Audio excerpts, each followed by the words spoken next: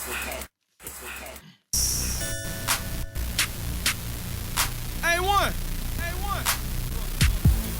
Yeah, truly.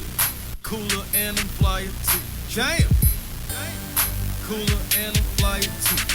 A1 family, what it do? Welcome to the show that's cool and fly too. A1 Forever Sports. Chris Tip Moore back with another episode segment for you. Why settle for less when you can have more with a vision? And here to talk about days 5, 6, and 7 of Atlanta Falcons training camp. I hope everyone is doing well. Hope everyone has had a great day. Let's get right into it. Shout.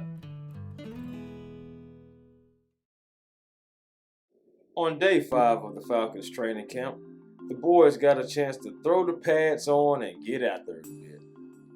They focused on run blocking and getting some of the first team against the second team in 7-on-7 and 11-on-11 drills. First day of pads is of course no more than 90 minutes, so you just want to see what the guys grasped from week 1 and was able to build on. For Monday's walkthrough, linebacker Deion Jones and wide receiver Bryan missed practice with injuries.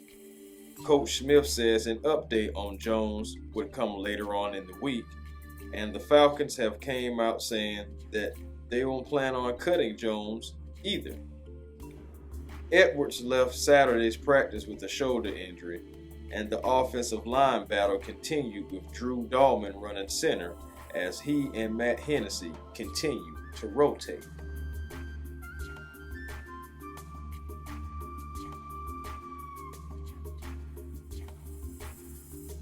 Wilkinson taking first team snaps for the 4th day in a row over Jalen Mayfield. Spoiler alert, Mayfield is reeling, like really reeling. While Wilkinson, he's trying to lock up that left guard spot pretty early. Things are looking weary for Germain Ifedi as well, as Kaleb McGary has started right tackle for his 5th day in a row.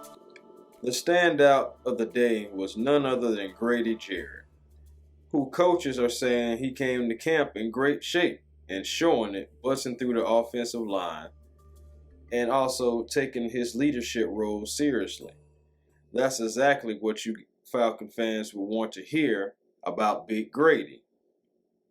Leadership by example.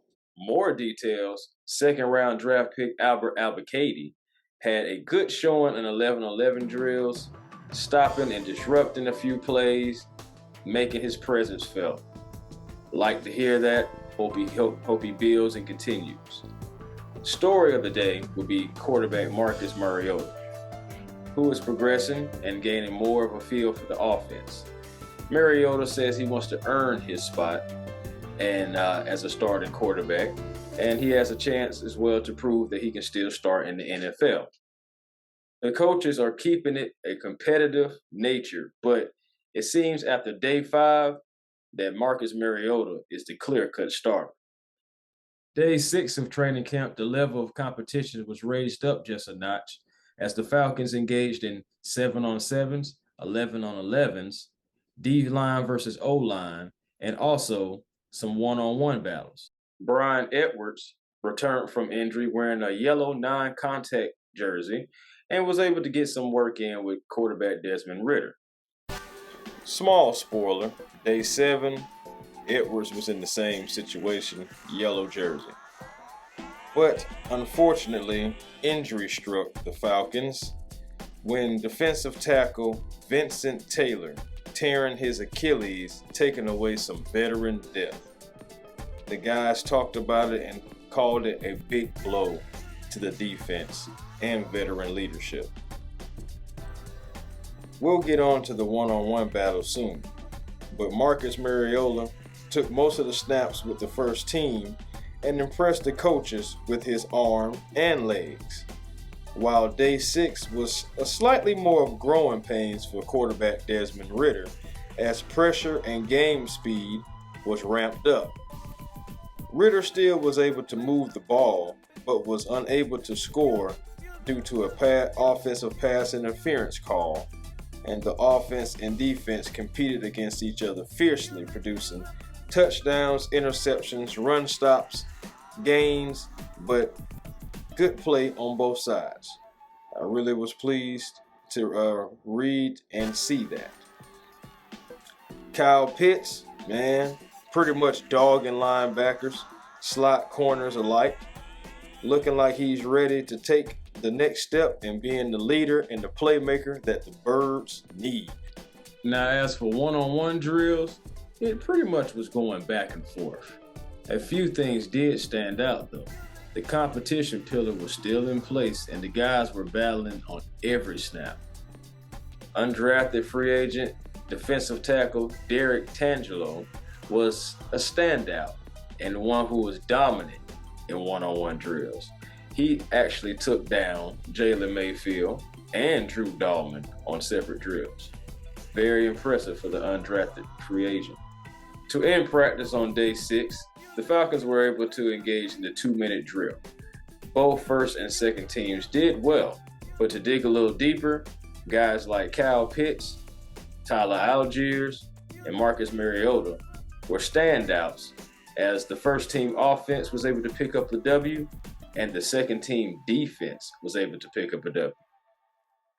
On day 7, the Falcons rolled out the same offensive line: Jake Matthews, Elijah Wilkinson, Kaleb McGary, so yeah, no Germain Ifedi, Chris Lindstrom, and Drew Dalman. Jalen Mayfield was able to bounce back from day 6 with a pretty solid play at anchoring, and Kobe Gesick had some great line play backing up Chris Lindstrom.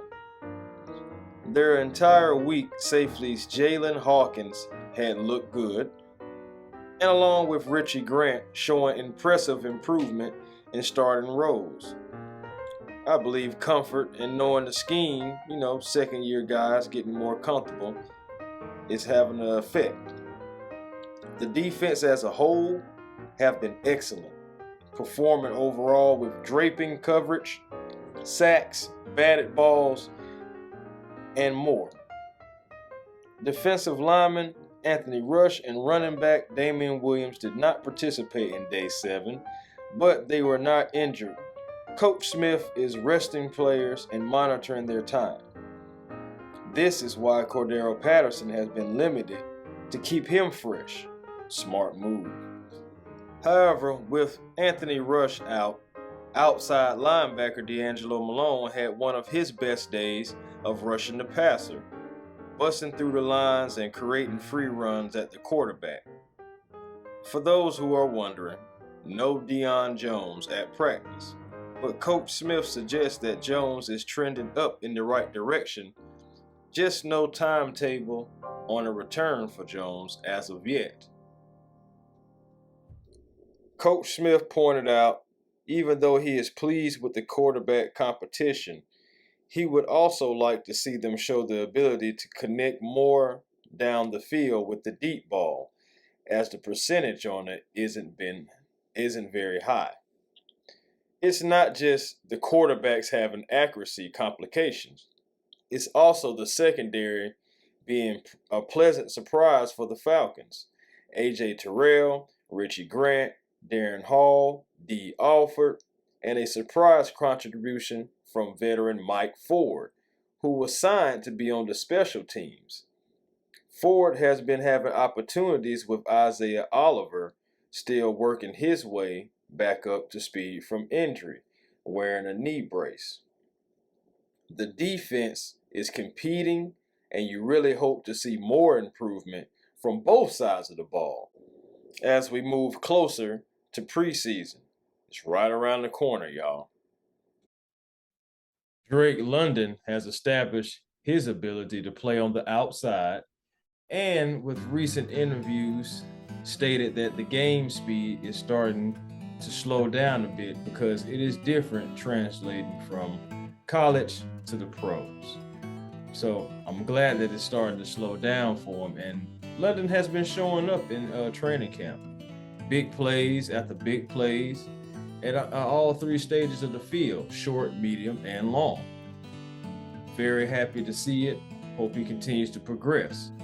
As well, Tyler Algiers has emerged once again, being the most consistent running back for the Falcons with his vision, physicality, decision-making.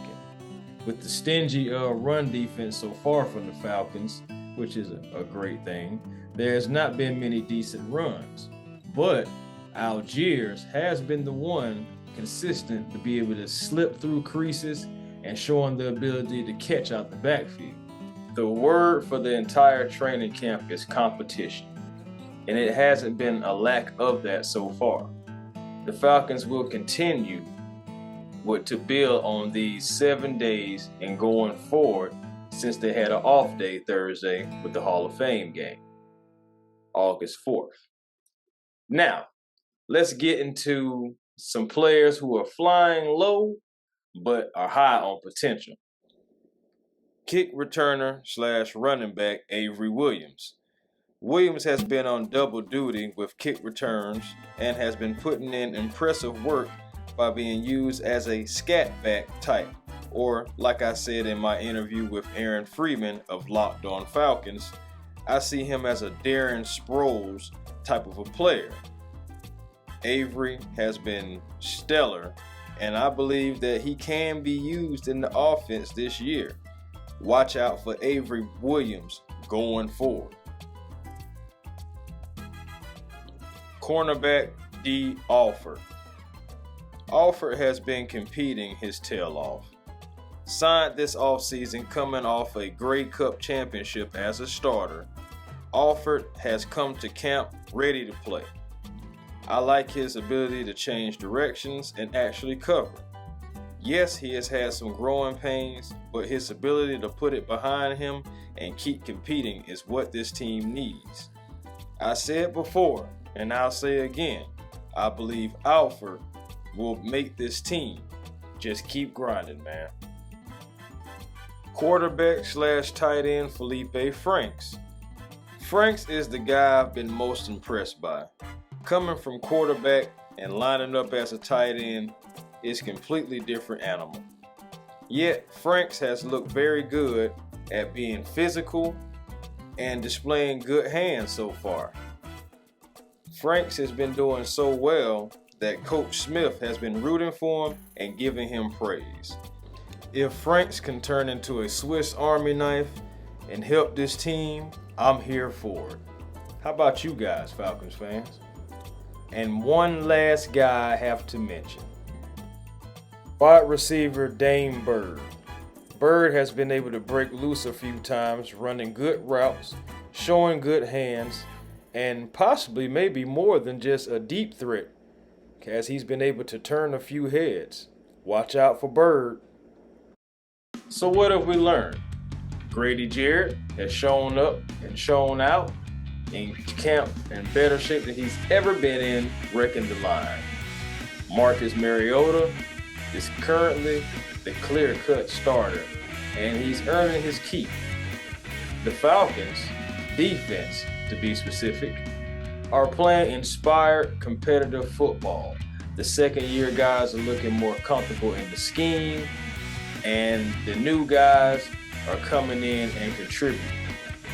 I expect everything to keep progressing in the right direction. So, Elijah Wilkinson is clearly winning the left guard competition with no indication on who is winning between Matt Hennessey and Drew Dalman. There is still a need to get better in certain areas on both sides of the ball, and it will be addressed. The competition continues as we move closer to August 12th against the Lions. The Falcons hopefully just dominate the Lions. That's really what I want. That'd be perfect. Wonderful. But until next time, stay generational, be generational, because it's always time to be. Why settle for less when you can have more with a vision? 8-1 Forever Sports, Chris Tipmore, I'll holla.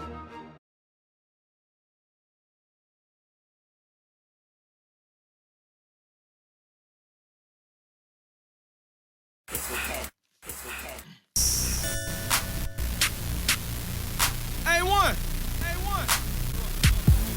Yeah, truly. Cooler and I'm flyer too. Jam. Cooler and I'm flyer too.